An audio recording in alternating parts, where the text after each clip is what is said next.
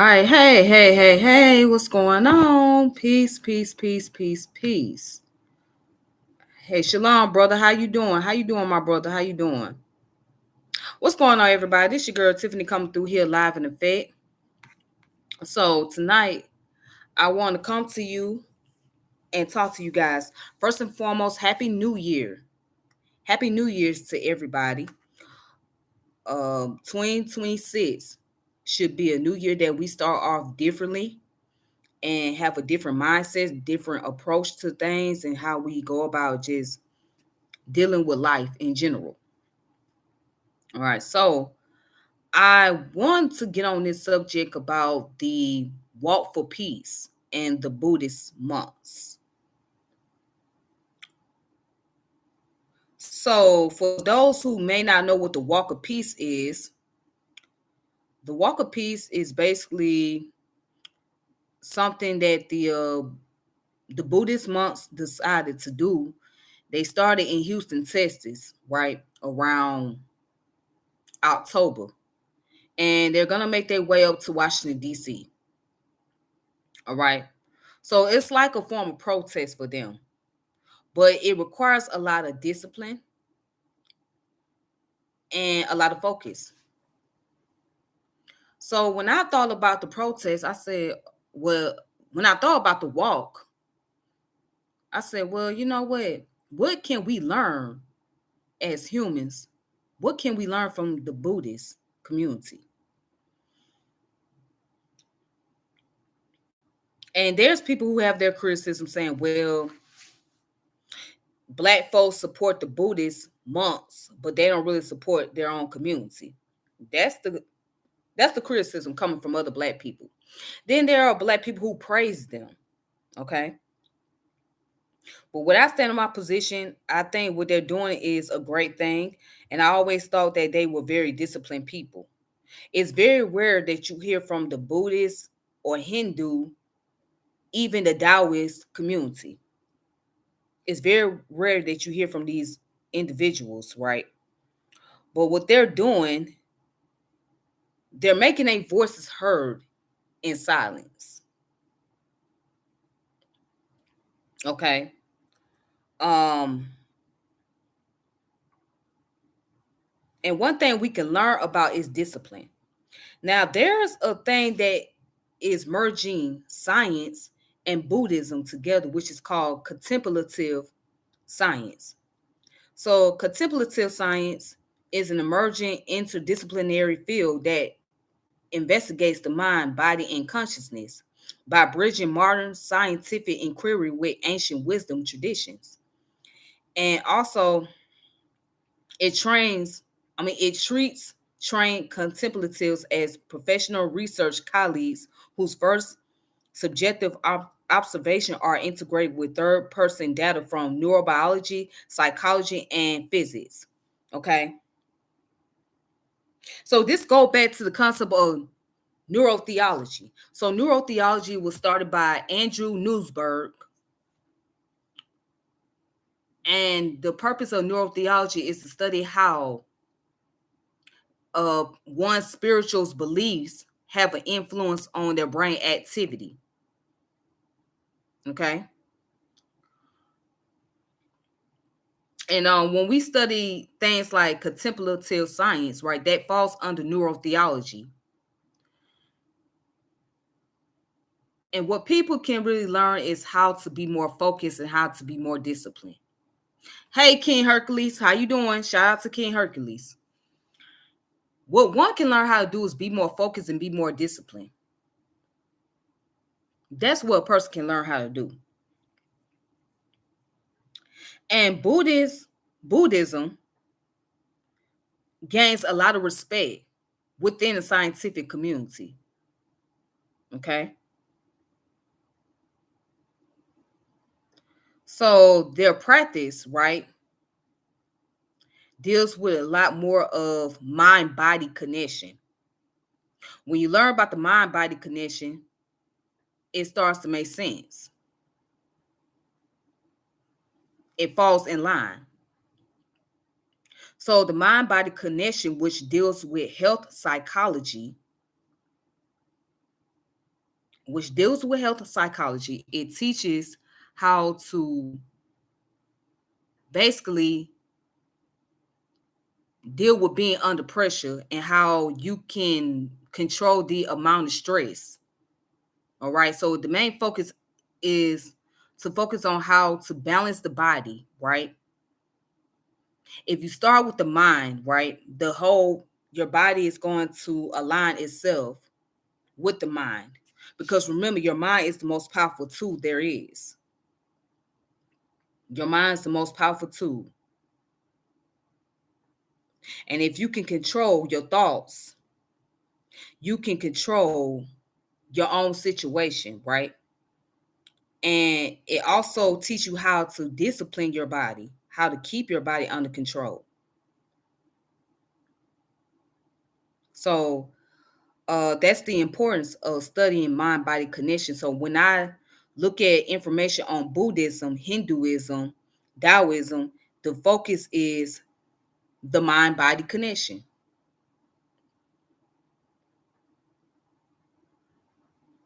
All right. Um, Let me see now if there's any books on contemplative science. Yes, it is. So I'm looking it up right now.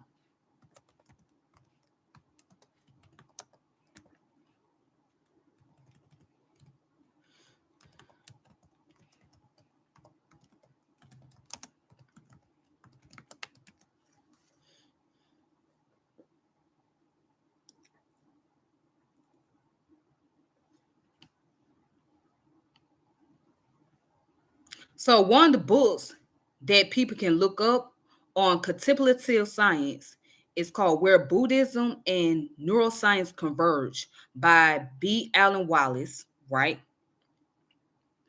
And then there's another book called Waking Dreaming, Being, Self and Consciousness in Neuroscience, Meditation and Philosophy by Evan Thompson. Then there's another book called Meditation of a Buddhist Skeptic, a Manifesto for the Mind, Sciences, and Contemplative Practice by B. Allen Wallace again.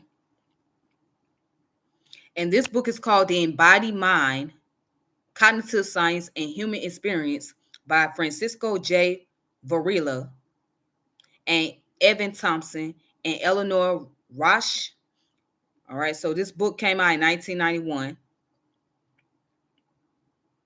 All right, so and it's a long list. Okay, it's a long list of things that people can read into.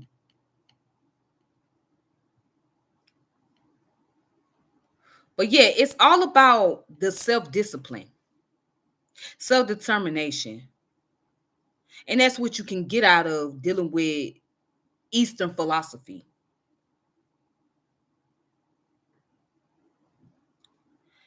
And for those who don't think that, well, science cannot, those in the scientific community should not have any interaction with those in the religious community. If those people, if any individual have that mindset, then that's a problem.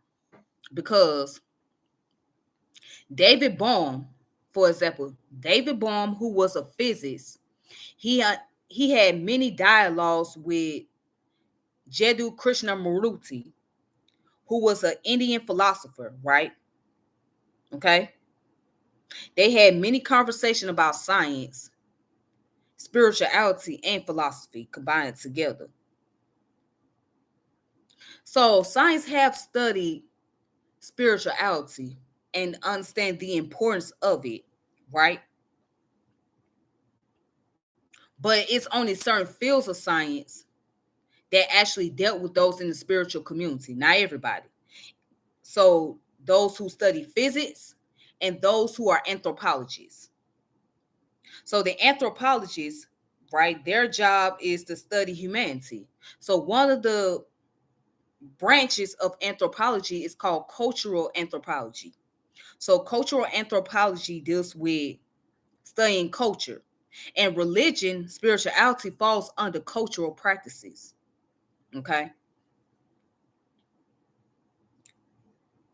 So, and those who are theoretical physicists, right? They look at philosophy. They look at what could be or how could this be, and they try to bring the application into scientific knowledge. All right. So, yeah, what I think is, I think those individuals are doing a great job. And instead of sitting back giving a bunch of criticism about those in the Eastern philosophy school of thoughts, right? Especially those who are Buddhists, you can learn a lot from those individuals. And it's sad that there's a lot of religious people who have to fist their nose up in the air and want to talk about these group of people as if they have better solution. It's mainly the church folks. But again, you can learn a lot from these individuals. You really can. So, and there's more books on here. This one's called Altered Traits. Science Reveal How Meditation Changes Your Mind, Brain, and Body by Daniel Goleman. Also, here's another one. No Self, No Problem. How Neuropsychology is Catching Up to Buddhism by Chris Neubauer. Uh, he has a PhD. And then the other one is called Beyond the Self, the conversation between Buddhists and neuroscience by Matthew Richard and Wolf Sanger. All right. Then here's another book called Where Buddhism Meets Neuroscience, conversation with the Dalai Lama on the spiritual and scientific views of our minds. Okay, so you can get these books at the thrift bookstores.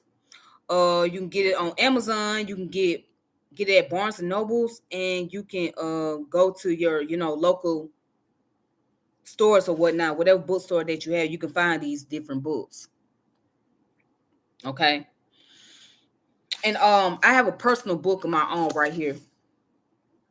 This book right here is called Buddha: His Life and Teachings.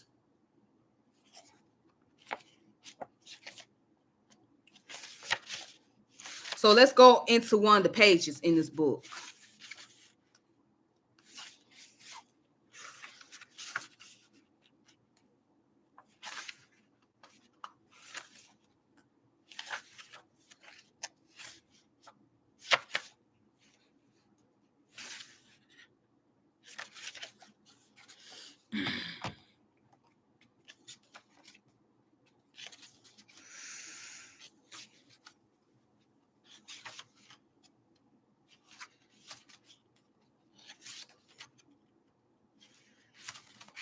All right.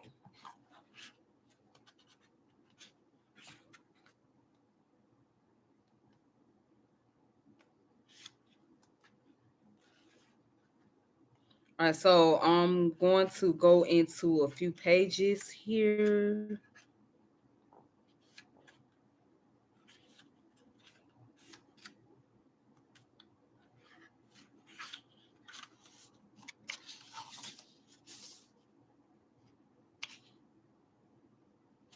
All right.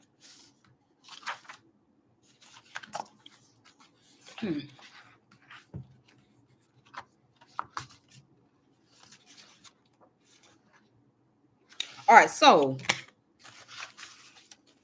in this book, let's go into the Four Noble Truths in the Eightfold Path. The Buddha, the Word, the Teachings. So the first truth is the noble truth of suffering, right? It says, what is now is the noble truth of suffering. Birth is suffering. Decay is suffering. Death is suffering. Sorrow, lamentation, pain, grief, and despair are suffering. Not to get what one desires is suffering. In short, the five groups of existence are suffering. All right, so then it goes on to say, what now is birth? The birth of beings belonging to this or that order of beings. They're being born, their conception and springing into existence, the manifestation of the groups of existence, the arising of sense activity. This is called birth. And what is decay? The decay of being belongings to this or that order of beings, their getting age, frail, gray, and wrinkled, the failing of their vital force, the wearing out of the senses. This is called decay. What is death? The parting and vanishing of beings out of this or that order of beings, their destruction, disappearing, death, the completion of their life period, dissolution of the groups of existing, the discarding of the body. This is called death. And what is sorrow? The sorrow arising through this or that loss of misfortune which one encounters, the worrying oneself, the state of being alarmed, inward sorrow, in inward woe. This is called sorrow. And what is lamentation? Whatsoever through this or that loss of misfortune which befalls one is wail and lament, wailing and lamenting, the state of woe and lamentation. This is called lamentation. And what is pain?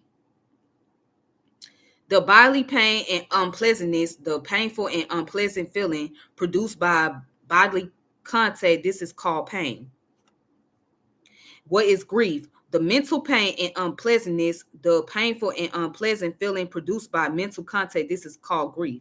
And what is despair? Distress and despair arise through this or that loss of misfortune which one encounters, distressfulness and desperation. This is called despair.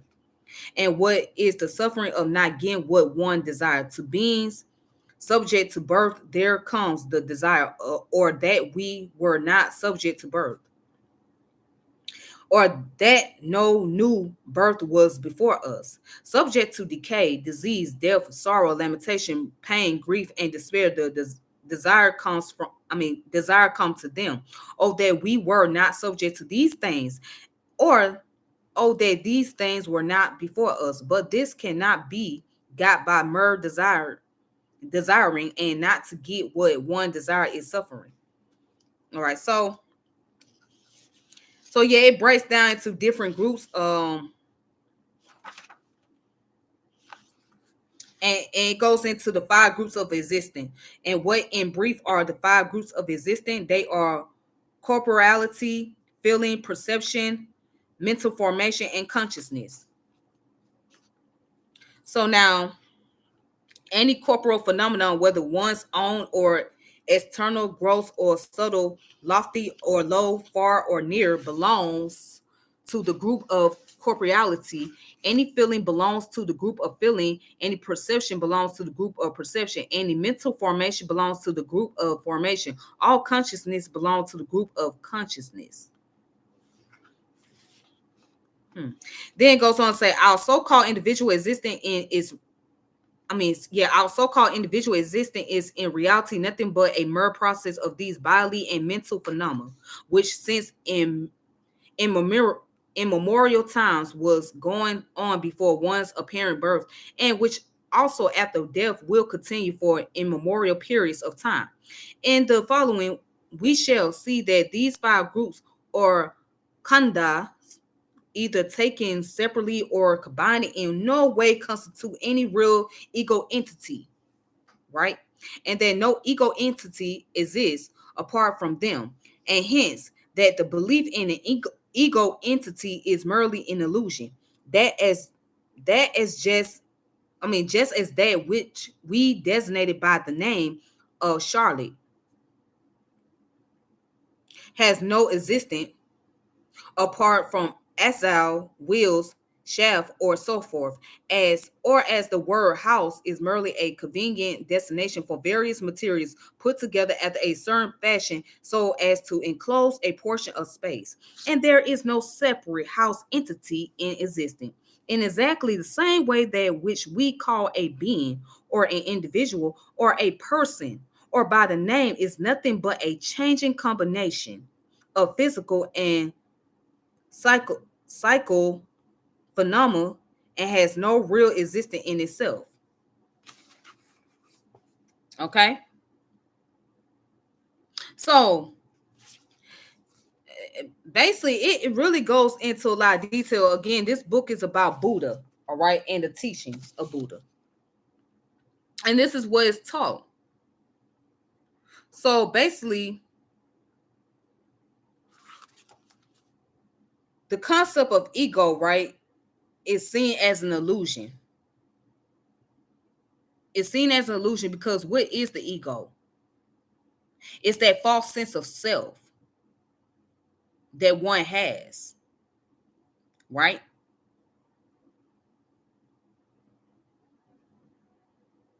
So, to put it in a technical sense, if people saw themselves as being spiritual beings going through human experience, then it'll make sense.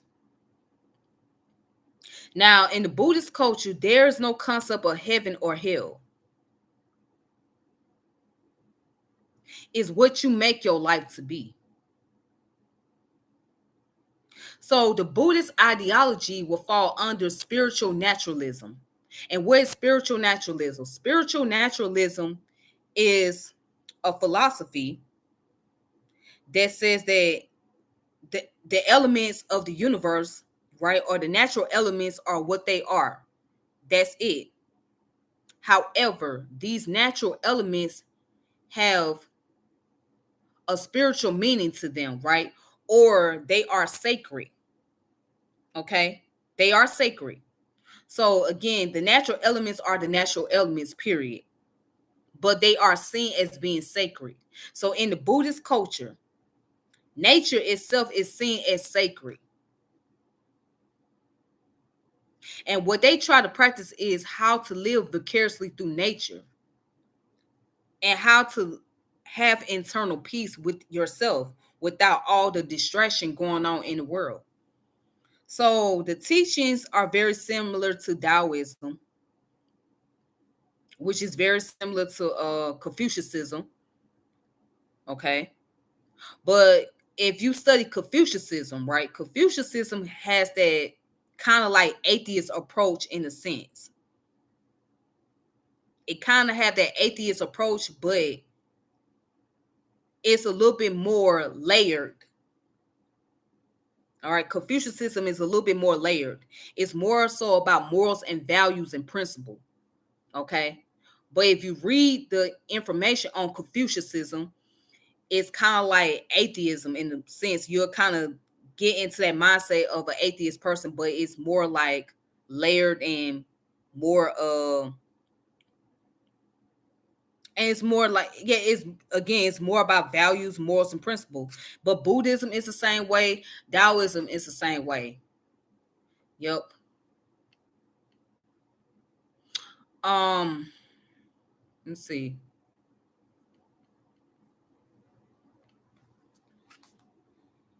So let's see what else I can get out of this book real quick. I'm gonna kind of skip some pages.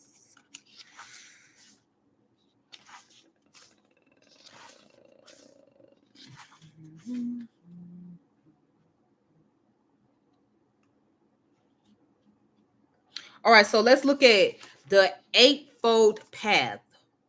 The eightfold path. What is that?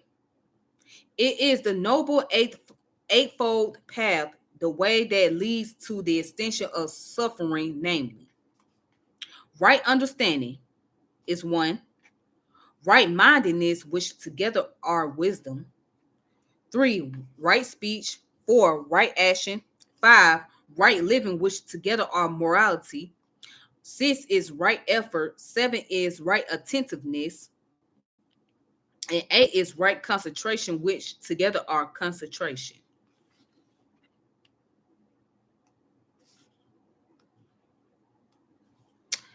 So, if you guys get a chance, please get this book.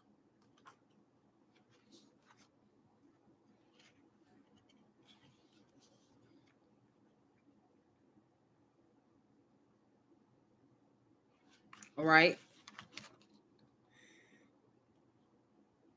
Yep, I recommend you guys to get this book. All right, so the second truth is the noble truth of the origin of suffering, and is that craving which gives rise to fresh rebirth and bound up with pleasure and lust, now here, now there, finds ever fresh delight.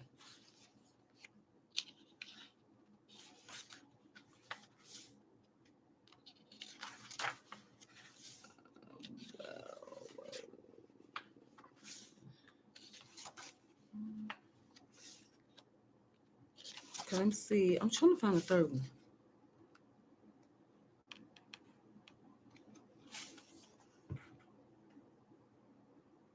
Hmm.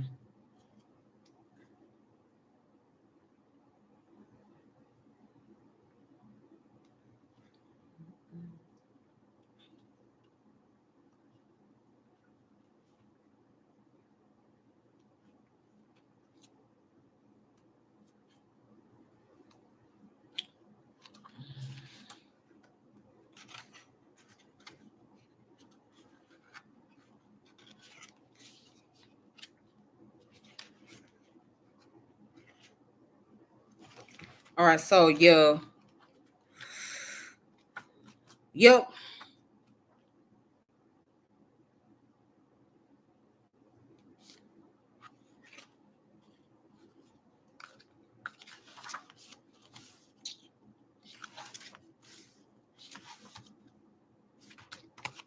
right, so yeah, that's the information. That's all I wanted to share with you guys. I'm not gonna sit here and just go through the whole entire thing, but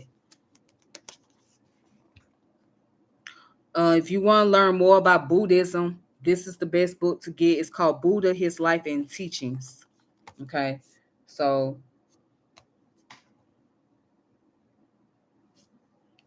I recommend this for you all, and also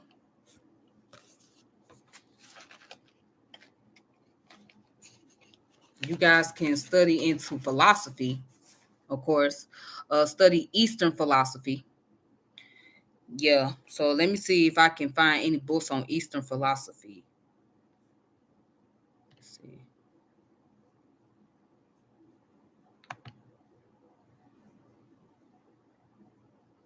Let me see something.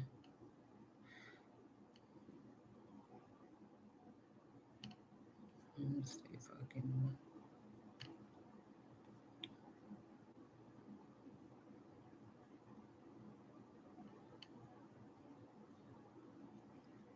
Let me see if I can.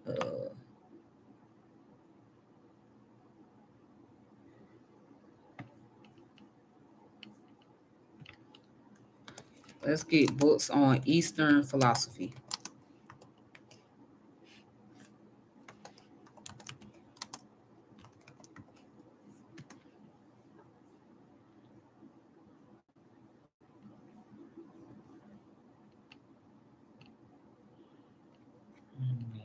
We'll go up to the AI mode.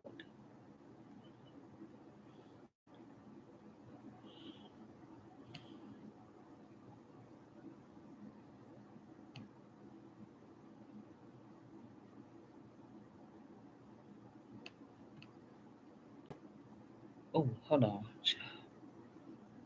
Nah, that's not it. Hold on.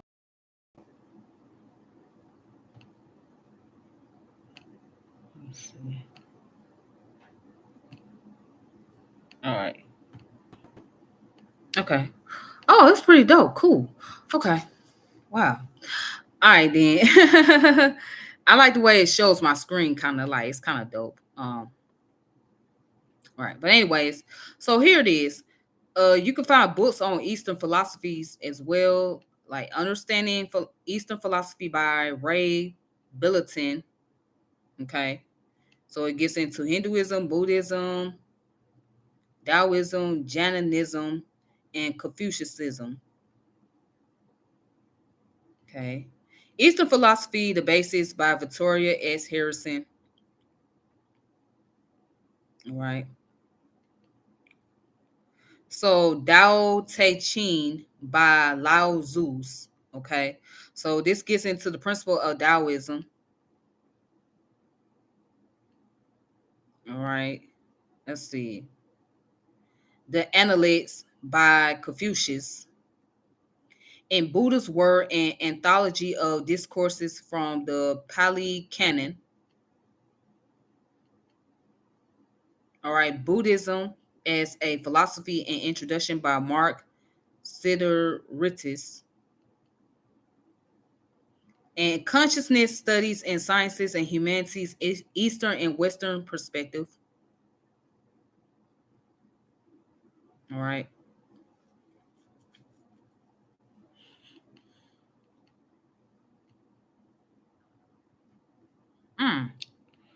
Consciousness Integrating Eastern and Western Perspective by Prem Saran Satsangi and Stuart Hemmeroff. All right.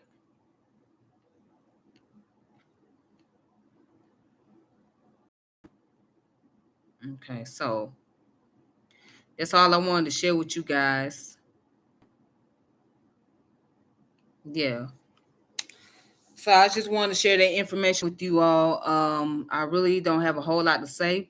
Like I said, in my personal view, I think that what the Buddhist monks are doing is great, and I think it's a great start for them. And I just think that a lot of people should learn something from the community of those individuals.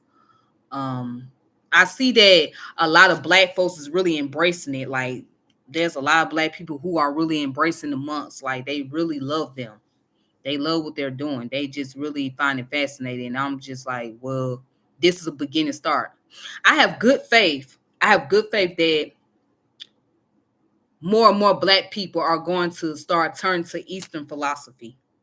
That's what I think. I think a lot of black folks are going to start looking into Eastern philosophy more, you know, because they are already doing it subconsciously. Like those who are in the conscious community, they are into like studying Hinduism and they don't even know it because they study New Age, but they don't know that the whole concept about the Kundalini and the chakras and all of that, that comes from the Hindu philosophy. That comes from the Hindu culture. Yeah. And as a matter of fact, there's a sister who put out a book.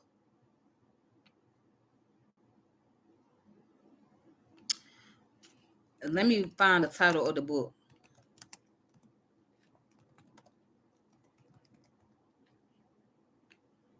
Okay.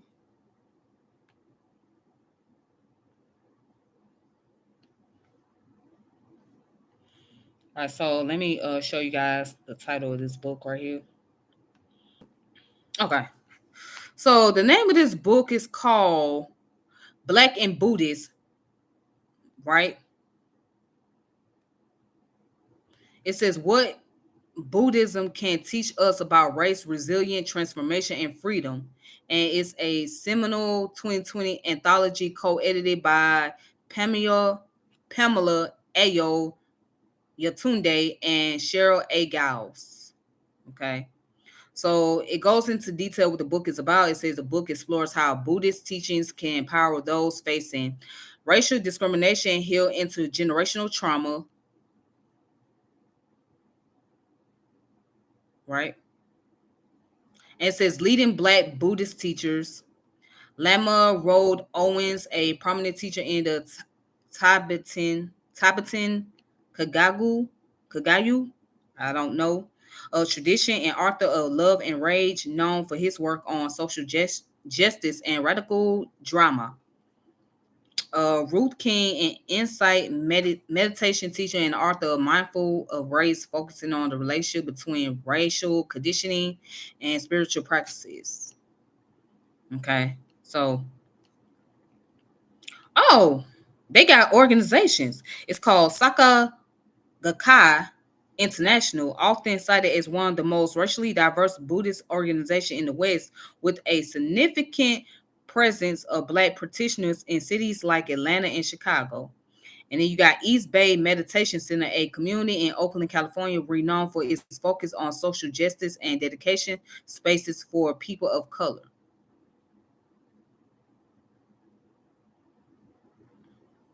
Mm-hmm. Then it's called Black Buddhists and the Black Radical Tradition by Dr. Rima Besley Flood examines how Black practitioners can often align Buddhism with radical social movements. Okay. So she go in talk about ancestral veneration, incorporating figures like Harriet Tubman, James Baldwin into personal practice, body as a vehicle, reclaiming the Black body, historically marginalized in the West as a site of liberation rather than just a source of suffering. Okay. So, you guys can look into that as well. Yep.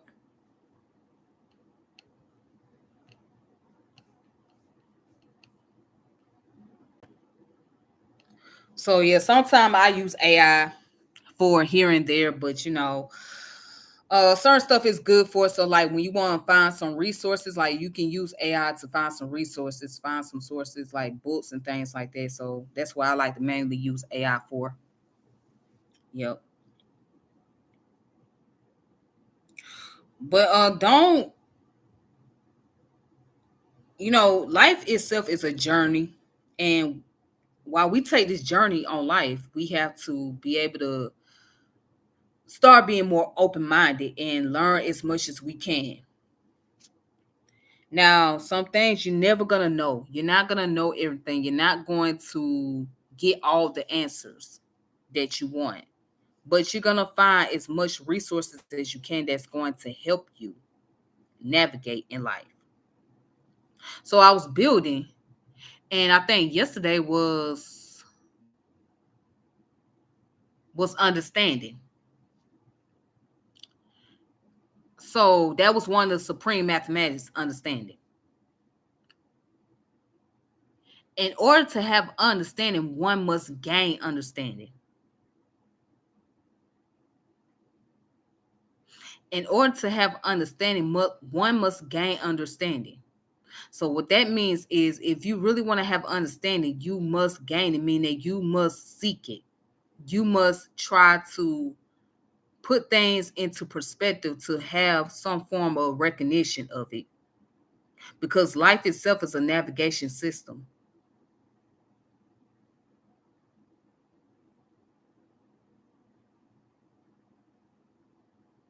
So if you want understanding, you gotta seek understanding.